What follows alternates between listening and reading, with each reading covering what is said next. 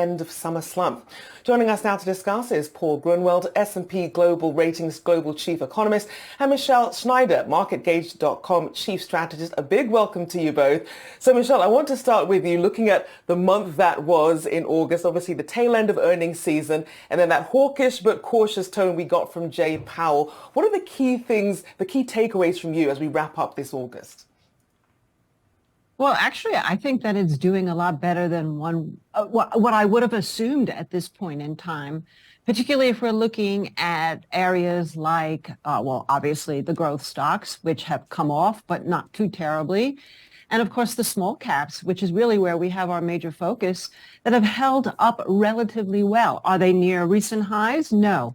But are they at threatening areas at this point? They looked like they could be last week, but then the buying came in. So at this point, I think that if we can get through this week relatively unscathed, we may be in for a good surprise for September. Paul, I want to get your take on this as well. When you think about August and the month that has been, how would you summarize it? Right. Well, I was focusing on the Jackson Hole conference and listening to Jay Powell, and I think the theme of the year has been resilience. We are 525 basis points into a Fed tightening cycle, and if anything, growth looks like it's picking up. We printed 2.4 for the second quarter. Those data came out, and the third quarter is tracking between 5 and 6, if we can believe the Atlanta Fed's GDP Now tracker, and that suggests that the Fed may have more work to do on rates, and that's why Powell was talking tough in Jackson Hole earlier this month.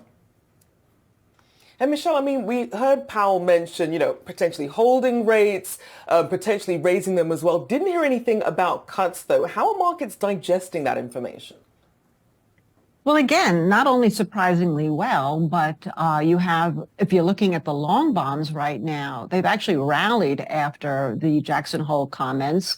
And even though they're not exactly wowing in terms of their performance against, let's say, the S&P, that's actually relatively good news for the market in that it shows that we are still in a risk-on environment. As long as the long bonds underperform the S&P 500, that's a risk-on situation.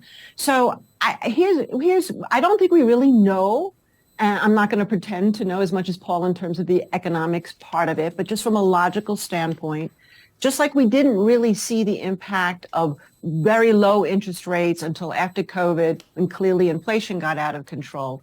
I don't know if we really know 2 years in whether or not this higher for longer, what kind of impact it's going to have. But at this point in time right now, the market seems to be relatively dismissive, except for pockets, of what's happening here with the rates, and even if they go another 0.25%.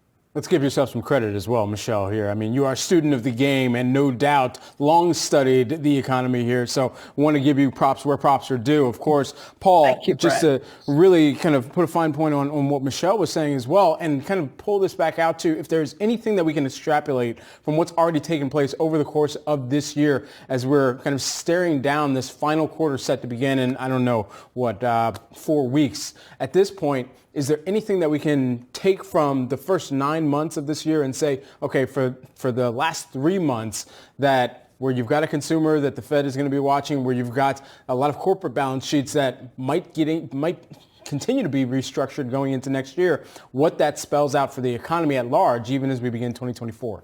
Yeah, I think the surprise this year has been, one, the resilience, but two, the Fed's been kind of dragging the market behind it. We've gone through a couple of decades with the Fed put or the Bernanke put or the Powell put or whatever. And this tightening cycle, the Fed's been dragging the markets higher. The market seems to fully buy this now, that we're going to keep rates higher for longer. We don't see the market anticipating any cuts until next year. And if you look at the CME forwards for the end of 2023, they're right where they are currently on the Fed funds rate. So I think we're going to be at or near this rate for a while into 2024, and we'll see if the resilience holds up. The labor market is still quite tight, and growth looks very good right now. And Michelle, what are some of the catalysts that you're potentially looking at as we do continue to get more data coming out between now and the next Fed meeting? Well, I think inflation is certainly something that shouldn't be dismissed, even though we have seen pockets of it obviously settle down. There are still areas of concern. I mean, wages would certainly be one, and we have a UAW strike possibly happening. And of course, it's all about wages. And we have seen a movement across not just the country, but the world about wages, trying to keep up with the price of inflation. And we still have, obviously, geopolitical concerns to worry about. And we also have weather concerns. I know you mentioned the storm at the top, but that's just one of them. We still have persistent drought. And if you just look at things like the price of sugar, which comes a lot from India, they are holding back on exports, as they've done with rice and they've done with onions. So there's a lot of similarities. People have been talking about the 70s, and now we've been talking about it for quite some time. But now it really seems like exactly what kind of happened at 76. Looked like we were going into a recession. There was a very substantial Fed hike at that point. They eased up. And then, of course, as we know, inflation kicked up again. We have some similarities. That, to me, is going to continue to be my concern until I see conditions change. All right. No doubt has been a very interesting August to watch, especially as we've kind of grappled with some of the volatility that has ensued here. No doubt been a good August for Paul as well on the pedometer, or at least on the Peloton, I will say. 1,001 kilometers, right? On the real bike, Brad, not the Peloton, on the real bike out in northern New Jersey, right? There we go. All right. Solid month nonetheless. Hey, stay with us, Paul and Michelle. Okay, Michelle, I want to go to you first here as we kind of look at the week ahead. No doubt the jobs report going to be taking a lot of the air up in the room, but PCE also important to watch. What's the expectation as we're coming into that? Well, as far as the PCE, I think that we probably would not be surprised to see some kind of a raise, because after the last report, we have seen gas prices in particular and oil prices go up, and that's a big factor. As far as the jobs report, I don't see any reason why that won't remain also strong. The jobless claims that we've watched over the last few weeks are in a range, essentially nothing too dramatic in terms of jobless claims rising or falling. So if we're going to go in with the anticipation that PCE comes in maybe a little over 4.1%, I think that's about what we're looking at, and the jobs report remains robust, then yeah, you might get another knee-jerk reaction for the market being nervous about a September hike as opposed to November. But once again, I think we'll go back to where we're at right now, which is the market has gotten used to this, and without some other major watershed event, it should be absorbed. So, Paul, as we look at the sort of new normal, we've gotten used to this higher for longer environment, but you still have a very tight labor market and still see some stickier portions of core inflation as well. And this is after more than a year of rate hikes. What breaks this holding pattern, or is it going to be sort of a slow and steady decline to get to that 2% inflation target for the Fed?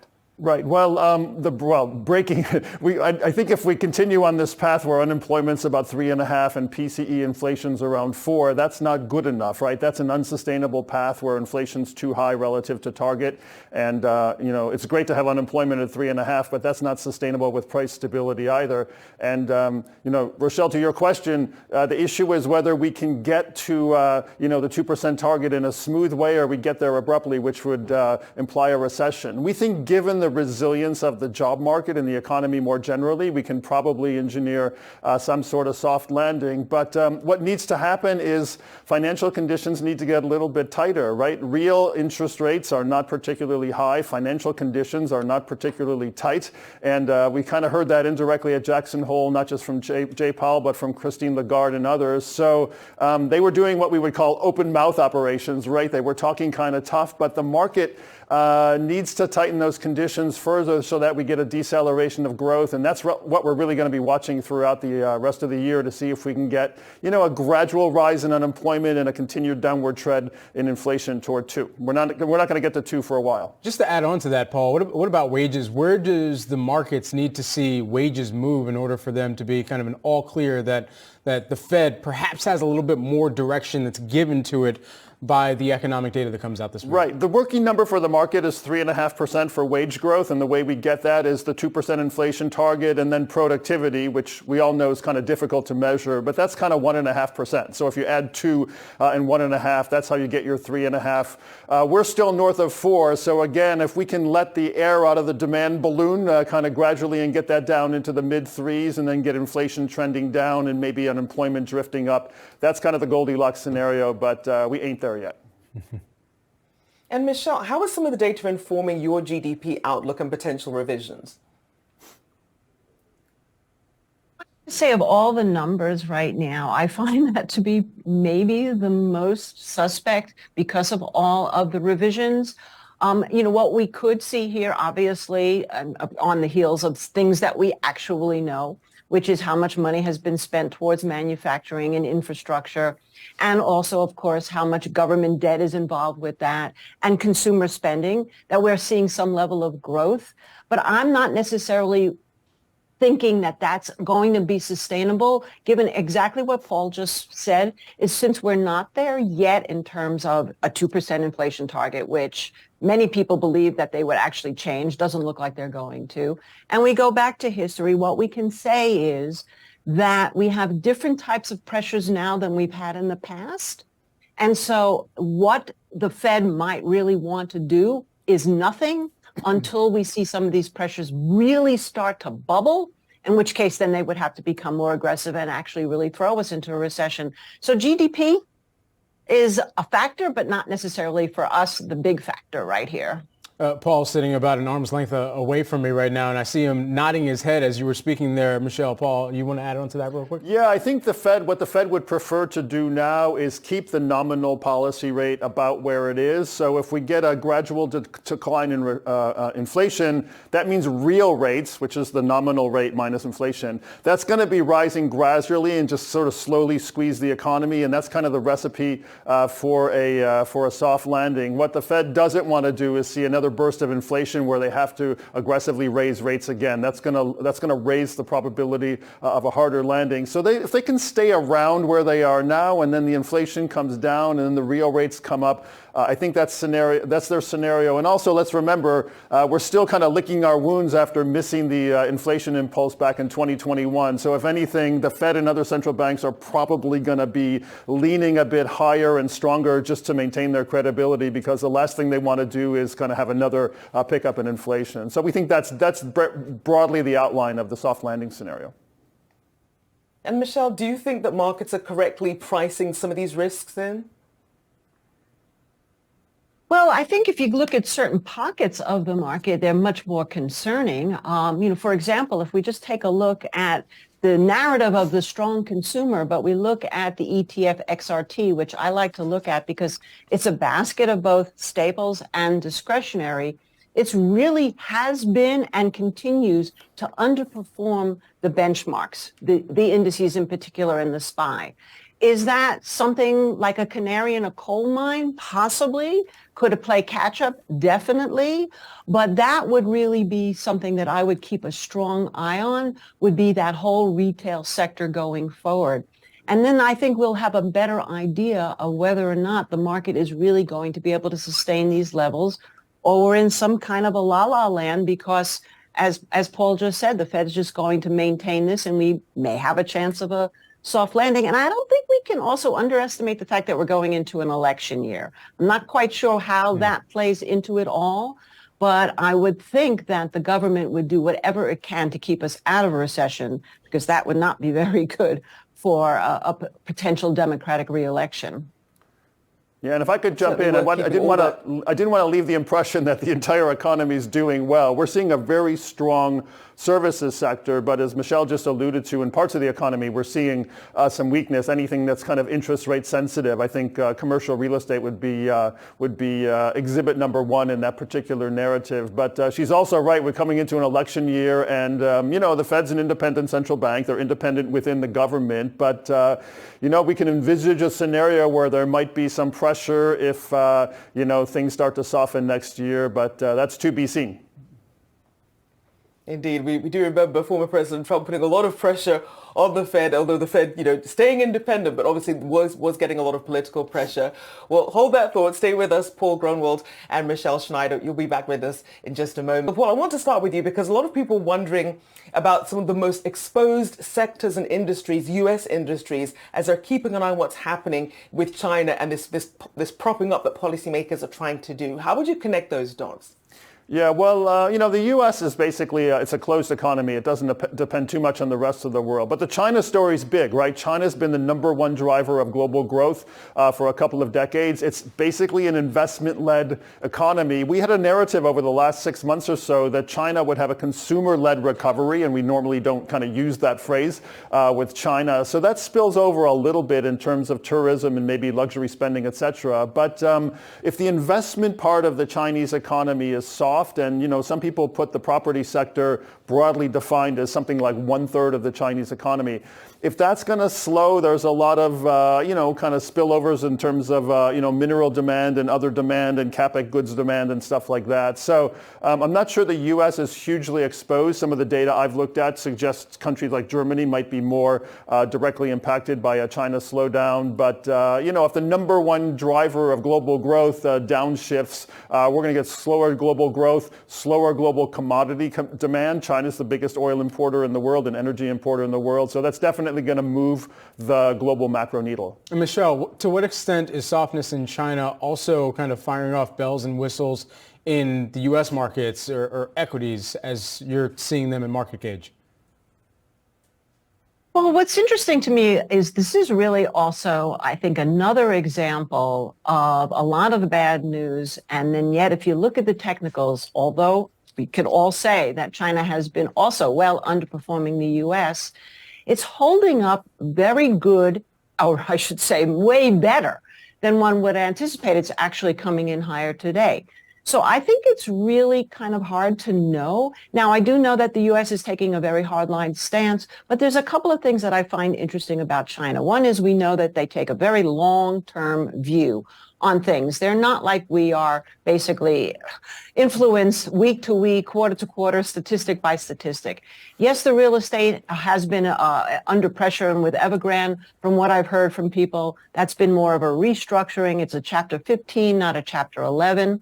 And that, even though they're having some issues here and still much longer in terms of coming out of the COVID situation, which I think is a factor, I wouldn't necessarily discount them. They're doing tremendous amount of buying. They bought $5 billion worth of NVIDIA chips for their AI. So, and BRICS, let's talk about BRICS. I mean, I think they're the number one influencer right now, if there's going to be any traction with BRICS, which to me, the most insidious part, besides the obvious, is that there is this organization of countries that are trying to fight against the West. So I'm looking very cautiously at what unfolds there in terms of China. We actually shifted a lot of our interest into Vietnam because that has actually been doing better as a place where we're doing a lot more manufacturing since we're not actually working as much with China. But nonetheless, I wouldn't discount it just yet. And if that FXI can get back up over, say, 28, it's trading at around 27 right now, that would to me mean technically it's not as bad as people think. And Paul, to Michelle's point, especially as we look at chips and some of these national security issues that have now become political issues as both the US and China really want to secure their economic future based on a lot of this high tech. What position does that put some of the companies, some of these multinational companies that have exposure to China, especially as they do seek to perhaps turn towards an India or a Vietnam to keep their options open? Yeah, well, I think that dynamics happening at both the country level and the firm level, right? So a lot of countries have exposure to China. A lot of firms have a lot of business in China. There's geopolitics between the big two, which is the U.S. and China. We have China plus one strategy. So some of the production might be moving to a Vietnam or an India or maybe even closer to home here in Mexico. So everyone needs to figure out how to kind of navigate this new world. I think we've got a set of security issues around high-end chips and maybe some of the strategic minerals that aren't going to go away, but there's still a lot of scope for the two countries to compete economically. I don't think we've kind of rested on the final model for that, but we have to find something that works. I wanted to come back to one point that Michelle brought up very quickly, which is the BRICS group. A lot of airtime has been sort of spent on this. I don't think there's any threat to the U.S. dollar as the world's reserve currency or the U.S. treasury as the world's global store of wealth, but we do have a sizable chunk of countries that are trying to maybe develop an alternative system, but we really don't see a big risk to the top status of the U.S. currency or the U.S. Government bonds anytime soon. Just to follow on, how would we see that kind of as we were kind of framing out going into 2024, now that we're essentially kind of looking at where China and where some of these partnerships actually may have a more profound impact in 2024, which is an election year, as we had put on the table earlier. It sounds like one of the things that may swing the markets is what political candidates could be saying about China as well. Is there anything that you believe, Michelle, that could rattle the markets as we get into heavy campaigning and the international and foreign relations that are going to be coming about, at least in talks leading up to that point in time in November of next year? Well, I certainly hope Paul is correct on the analysis in terms of BRICS, that most likely the influence, although growing, is not going to really do any damage to the dollar as the world's reserve currency. But when I was reading all the headlines last week, and clearly the dollar hasn't fallen apart. I mean, it's well off its highs, but it's still doing relatively well. What bothers me about this, and what I think in terms of policy could actually make this worse, is exactly that. Is that the U.S. right now is basically poo-pooing the whole idea of globalization and going more into the deglobalization, which it's in and of itself is inflationary, but that it could potentially push the alliances of the BRICS country further into wanting to do damage. And let's face it, to me, the most effective damage you can do to the United States would be through its pocket, as opposed to talking nuclear or any of the other combative type of situations that we've seen in the past. This is a different type of potential. And I'm just putting it out there. I am not necessarily saying it's going to happen, and God knows I certainly don't hope it happens. But it is certainly something I don't necessarily would readily dismiss if we have too much hardline policy here in the U.S. Yeah, in all of our own very U.S.-centric biased opinions, we would hope that it does not happen here. Thank you so much, Michelle Snyder, MarketGauge.com chief strategist, and Paul Gruenwald, who is the S&P Global Ratings Global Chief Economist and Weekend Warrior on the bike.